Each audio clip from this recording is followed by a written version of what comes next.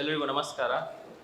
JCI Karkala ಘಟಕದ ಪದಗ್ರಹಣ ಸಮಾರಂಭದ ಸಭಾಧ್ಯಕ್ಷತೆಯನ್ನು ವಹಿಸಿರುವಂಥ ಈ ವರ್ಷದ ಈಗ ತಾನೇ ಅಧ್ಯಕ್ಷರಾಗಿ ಪ್ರಮಾಣ ವಚನ ಸ್ವೀಕರಿಸಿರುವಂಥ ಅವಿನಾಶ್ ಶೆಟ್ಟಿ ಅವರೇ, ಮುಖ್ಯ ಅತಿಥಿಯಾಗಿ ಸಭೆಯಲ್ಲಿ ಭಾಗವಹಿಸಿರುವಂಥ ನಮ್ಮ ಮೌರ್ಯ ಸಾಮ್ರಾಜ್ಯದ ಅಧಿಪತಿ, ನಮ್ಮೆಲ್ಲರ ನಾಯಕರು ಸಂತೋಷ್ ಶೆಟ್ಟಿ ಅವರೇ,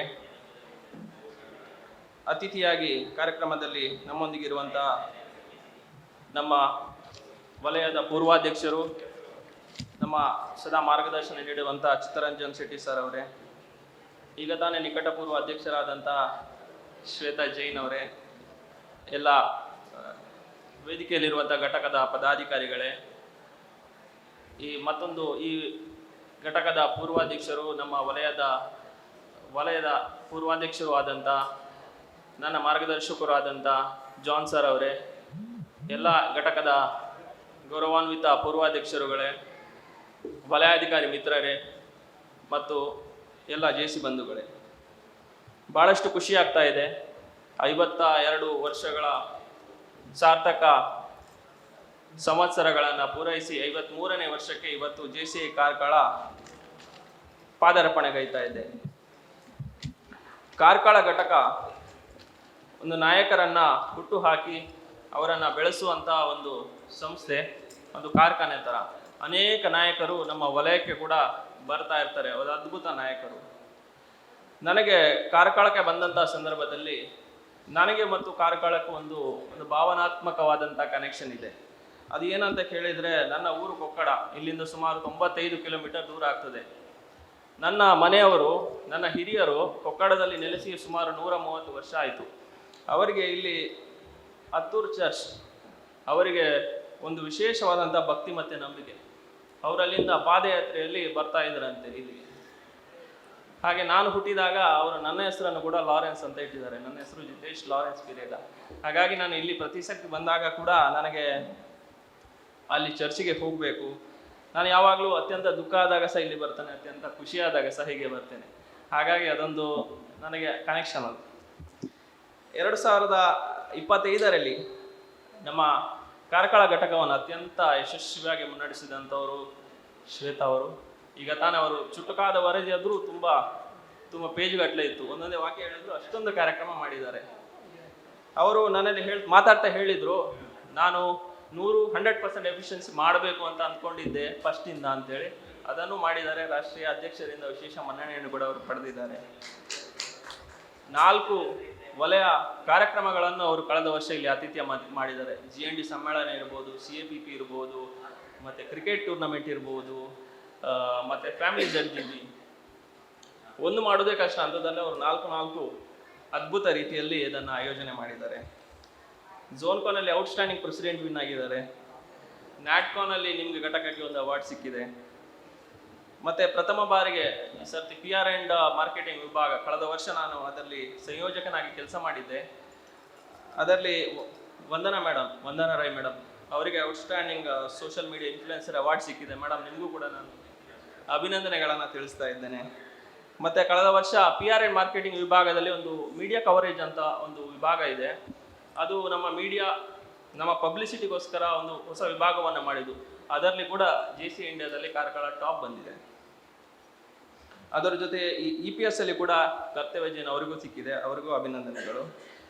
ಇಂಥ ಇಡೀ ವರ್ಷ ಪೂರ್ತಿ ಅನೇಕ ಕಾರ್ಯಕ್ರಮಗಳ ಮೂಲಕ ಅತ್ಯಂತ ಯಶಸ್ವಿಯಾಗಿ ಈ ವರ್ಷವನ್ನು ಮುಗಿಸಿರುವಂಥ ಶ್ವೇತಾ ಮೇಡಮ್, ನಿಮಗೆ ಹಾರ್ದಿಕ ಅಭಿನಂದನೆಗಳನ್ನು ನಾನು ಈ ಮೂಲಕ ಸಲ್ಲಿಸ್ತಾ ಇದ್ದೇನೆ. ಮುಂದಿನ ವರ್ಷ 26ರ ಹೊಸ ತಂಡಕ್ಕೆ ಕೂಡ ನಿಮ್ಮ ಮಾರ್ಗದರ್ಶನ ಇರಲಿ ಅಂತೇಳಿ ಈ ಮೂಲಕ ತಮ್ಮಲ್ಲಿ ಕೇಳಿಕೊಳ್ತಾ ಇದ್ದೇನೆ. ಮತ್ತು ಈ ವರ್ಷದ 26ನೇ ವರ್ಷದ ಅಧ್ಯಕ್ಷರು ಅವಿನಾಶ್ ಅವರು. ನಮ್ಮಲ್ಲಿ JC ವಾಣಿಯಲ್ಲಿ ಒಂದು ಮಾತಿದೆ, ಮನುಕುಲದ ಸೇವೆ ಜೀವನದ ಅತ್ಯುತ್ತಮ ಕಾರ್ಯ ಅಂತೇಳಿ. ಅದಕ್ಕೆ ಪೂರಕವಾಗಿ ಅವರು ತಮ್ಮ ಬದುಕನ್ನು ರೂಪಿಸಿಕೊಂಡವರು. ನಾನು ನಿನ್ನೆ ಅವರದು ಇಂಟ್ರೊಡಕ್ಷನ್ ಬರಿಬೇಕಾದ್ರೆ ನನಗೆ ಕೇಳಿ ತುಂಬ ಪ್ರಭಾವಿತನಾಗಿದ್ದೇನೆ. ಇಷ್ಟೊಂದು ಸಣ್ಣ ವಯಸ್ಸಿನಲ್ಲಿ ಅವರು ಮಾಡಿರುವಂಥ ಜನಗೋಸ್ಕರ ಯಾವಾಗಲೂ ಸಮಾಜದ ಮೇಲೆ ಅತ್ಯಂತ ಪ್ರೀತಿ ಇಟ್ಕೊಂಡವರು ತಮ್ಮ ಜೀವನವನ್ನು ನಡೆಸ್ತಾ ಇದ್ದಾರೆ. ಅದೇ ರೀತಿ ಇವತ್ತು ಅವರಿಗೆ ಕಾರ್ಕಳ ಈ ತಾಲೂಕಿನಲ್ಲಿ ಅತ್ಯಂತ ಪ್ರತಿಷ್ಠಿತವಾದಂಥ ಘಟಕ, ಇದರ ಅಧ್ಯಕ್ಷರಾಗುವಂಥ ಅವಕಾಶ ಅವರಿಗೆ ಸಿಕ್ಕಿದೆ. ಈ ಅವಕಾಶನ ಒಳ್ಳೆ ರೀತಿಯಲ್ಲಿ ಬಳಸ್ಕೊಳ್ಳಿ ಸರ್. ನೀವು ಅನೇಕ ಕಡೆ ಹೋಗ್ತೀರಾ. ನಾವು ಹೇಳುವಂಥದ್ದು ಅಧ್ಯಕ್ಷರು ಅಂತ ಹೇಳಿದರೆ ನಮ್ಮ ಜೆ.ಸಿ.ಯ ಈ ಘಟಕದ ನಂಬರ್ 1 PR.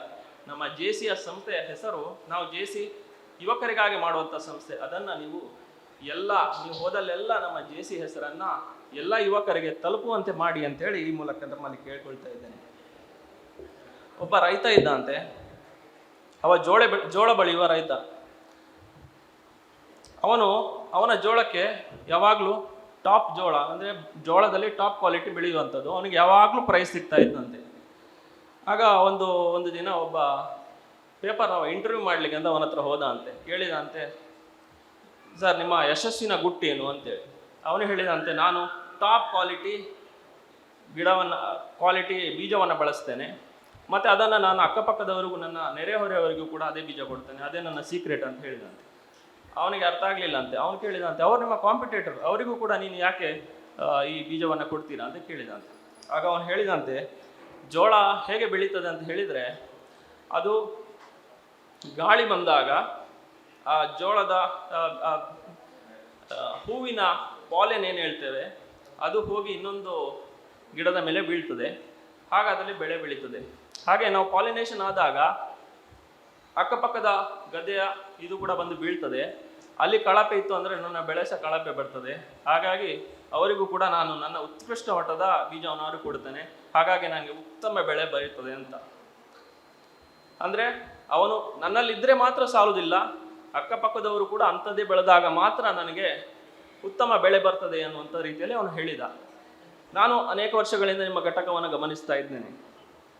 ಇಲ್ಲಿರುವಂಥ ಪೂರ್ವಾಧ್ಯಕ್ಷರು ಇರ್ಬೋದು, ಸೀನಿಯರ್ಸ್ ಇರ್ಬೋದು, ಅವರು ತಮ್ಮ ತಂಡಕ್ಕೆ ಕೊಡುವಂಥ ಪ್ರೋತ್ಸಾಹ, ಬೆಂಬಲ ಇರ್ಬೋದು, ಮತ್ತು ಒಂದು ತಂಡವಾಗಿ ಯಾವ ರೀತಿ ಒಬ್ಬೊಬ್ಬರಿಗೊಬ್ಬರು ಸಹಾಯ ಮಾಡ್ತಾ ಏನೇ ಮಾಡಿದರೂ ಕೂಡ ಒಂದು ಅಚ್ಚುಕಟ್ಟಾಗಿ ಬೆಸ್ಟಾಗಿ ನೀವು ಮಾಡ್ತಾ ಇದ್ದೀರಾ.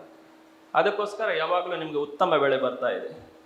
ನಾನು ಅಧ್ಯಕ್ಷರಲ್ಲಿ ಕೇಳ್ಕೊಳ್ಳೋದಷ್ಟೇ, ಈ ವರ್ಷ ನೀವು ಯಶಸ್ವಿ ಆಗಬೇಕು.